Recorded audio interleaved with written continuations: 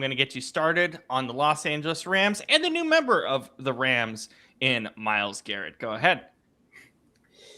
I mean, I'll just start off with him because yes, that was my X factor. I'll But take it.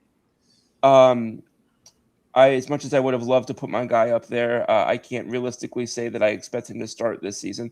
And I think that just because that he really is the definition of an X factor. We don't know. We assume that Myles Garrett's going to be what Myles Garrett is, and has been his entire career, which is one of the greatest defensive players I've ever seen.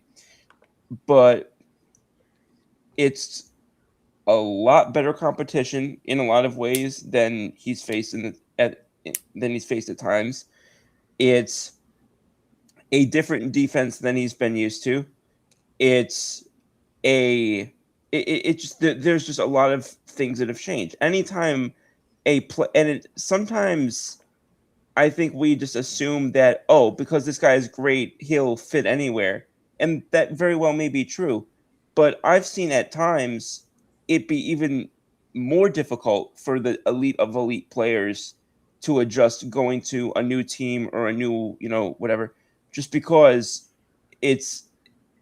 there's so many complexities to it, and there's so much change, not only from scheme, but coaching and, personnel and all of that. And Myles Garrett rode out with Cleveland last year after his original trade request. So yeah, I'm looking forward to watching him go up this year against, Brissett, against,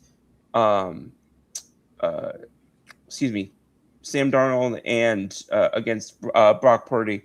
I think he's going to have a lot of interesting matchups that I'm looking forward to watching. Yep. Seahawks over under really quickly. My apologies, is at 10.5 currently. Shane said over. I'm going to go over as well, but barely. Over. Brandon says over. Scoop. Over. Please repeat the number. It got lost in the signal. No worries. 10.5 for the Seattle Seahawks. 10.5. I'm gonna say under. Wow. All right. Wow. Okay. I need to see more. I need to see what Darnold can do in a follow-up year. He feels too lightning in a bottle for me right now. Totally fair. He's had back-to-back really good years. So I know he's had back-to-back really good. I know he's had back-to-back really good years, but I'm not far enough away from what I saw in New York and Carolina. That was years ago. It's somewhat fair. All right, Brandon, Rams. That was aggressive. Only a car that wouldn't start. Can my X factor be someone that's not technically on the team right now? Can I say Aaron Donald? Yeah. Yes, you can, because he will probably be on this roster. Are we sure though? They said 90%. 90%. I'm less convinced the further we go that he's actually going to be on the team. It's been well over a month and a half. Like, if he was coming back, I think he would have said something by now. He doesn't like training camp. Training camp just started. He's gonna wait. Who's to say he won't pull a Brandon Graham and just come back mid-season? Why would he come back mid-season when he can come back week 1? I think what's going to happen is getting into game shape. That's the thing. Why would he come back week 1? I think he signs. I think he signs preseason week 3. I think he doesn't want to go to camp. He said that very clearly in years past. Like, he doesn't like training camp. He skips training camp altogether. He signs. He's ready to go in 2 weeks. Done. What's the reason for him to sign now? Just so he can be in camp? Why? He doesn't need to be in camp. Does he need to be in camp? No.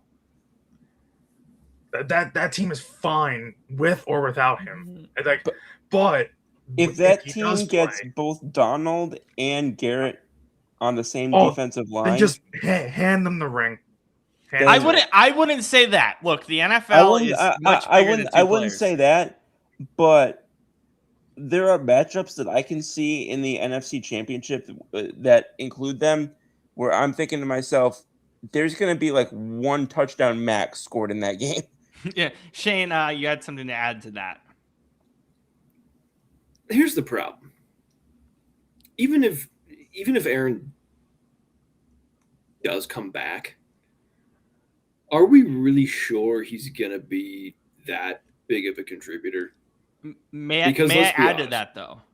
Does it matter if he's that big of a contributor when you look at Nate Lamb, Brian Young, Fisk, and obviously Myles Garrett? Because he's still going to take up a ton of room. Even if he's a decoy, that's still one more guy you have to respect. I would also say we're not sure of that, and that's the whole reason why he came up during the X Factor conversation. Yeah. I mean, the thing is, like, he's been out of the game for what, 3 years? Has it been that long? My goodness. Yes, it has. It's been a while. Yeah, it has. And I mean, he's 35 now. I don't know. It's not like quarterback where you can take a few years off and just come back and look at Phillip Rivers. That's exactly who I thought you were talking about. Look at Phillip Rivers. Everyone's like, "Oh, it's so impressive!" I still thought he had a good year. But he just stood there in the pocket and threw the ball to him. You can do that at any age. Defensive line, especially interior defensive line, is hard. I mean, that's physical. You're trying to go up against guys that are 330 pounds as they toss you around. That's the thing, though. If there's anybody that can do it, it's Aaron Donald. Yeah. I agree. But I'm just saying, it's like, I mean, have we ever seen anybody do anything even close to that? I don't know. But I would also say we've never seen anybody do anything close to what Aaron Donald did. That too. True. Yeah. Well, that was a good X Factor pick because we just went nuts over that. I think that was a great X Factor. I mean, if we're debating it, I have another one in mind, but I'll wait till you guys say it. Shane, who do you have for X Factor on this range? I have Trent McDuffie. Thank you. There you go. Yeah, that was the other one. Yeah, because corner was definitely the Rams' glaring weakness last year. Yep. And I'm looking at the roster right now, and it looks like they have Trent McDuffie as their boundary corner, which I think is kind of a mistake. But I could be wrong. He's a Husky, so obviously I want him to succeed. But yeah, and then it looks like they have Jalen Watson on the other side.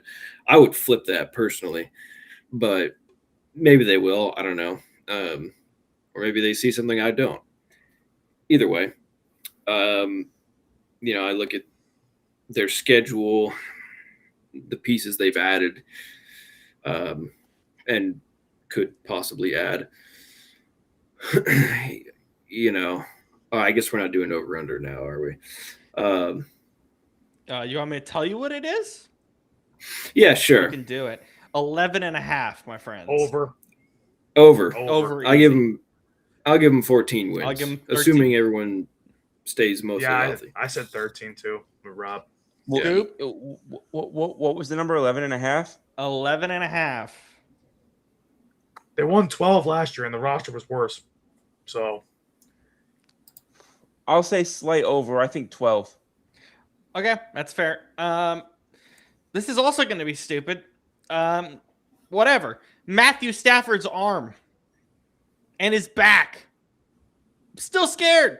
Still very nervous about it. That's part of. I'm not. That's part of why I didn't say 13 or 14. I'm still nervous. Here's the thing, though. But guys, the same thing happened last year. Oh, his arm was shot. And he won MVP. Back and he threw 48 touchdowns. Guys, who gives a shit? It's a chronic injury. It's a chronic injury, and he's a year older now. It can mess up any time. And by the way, I don't want Ty Simpson starting in week 6 because they have to.